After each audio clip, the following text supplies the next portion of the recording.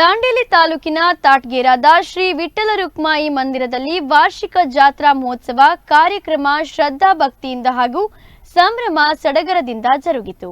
ಬೆಳಗ್ಗಿನಿಂದಲೇ ವಿಶೇಷ ಪೂಜಾ ಆರಾಧನೆಗಳೊಂದಿಗೆ ಜಾತ್ರೋತ್ಸವಕ್ಕೆ ಚಾಲನೆಯನ್ನು ನೀಡಲಾಯಿತು. ಜಾತ್ರೋತ್ಸವ ಕಾರ್ಯಕ್ರಮದಲ್ಲಿ ಸಾಮೂಹಿಕ ಭಜನಾ ಕಾರ್ಯಕ್ರಮ, ಸಂಕೀರ್ತನೆ ಜರುಗಿತು. ಮಧ್ಯಾಹ್ನ ಮಹಾಪೂಜೆ ನಡೆದ ಬಳಿಕ ಅನ್ನಪ್ರಸಾದ ವಿತರಣೆ ಏರ್ಪಡಿಸಲಾಗಿತ್ತು.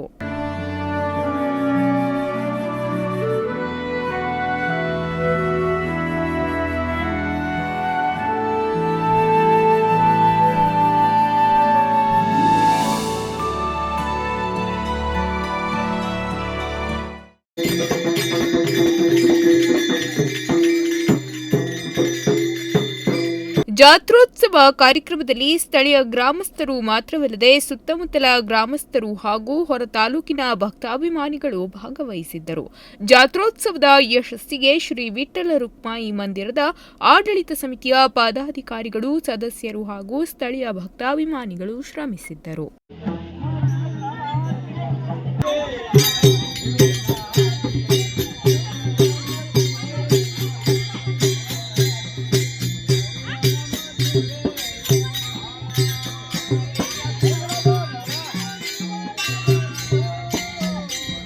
ಸಂದೇಶ್ ಜೈನ್, ನುಡಿಸಿರಿ ನ್ಯೂಸ್, ದಾಂಡೇಲಿ.